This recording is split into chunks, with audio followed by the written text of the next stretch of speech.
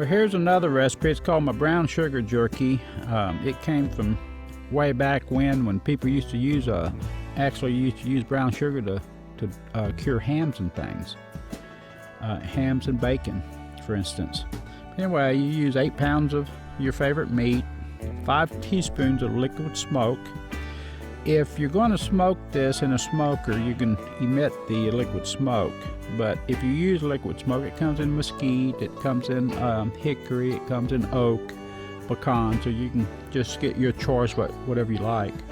3 tablespoons ground yellow mustard seed, 8 tablespoons of salt, and that's the table grind, 2 teaspoons curing salt, 1 tablespoon cayenne pepper, 2 tablespoons black pepper, and that's the coarse ground, 2 cups brown sugar, and if you like it a little sweeter, you can add another half cup, it doesn't matter.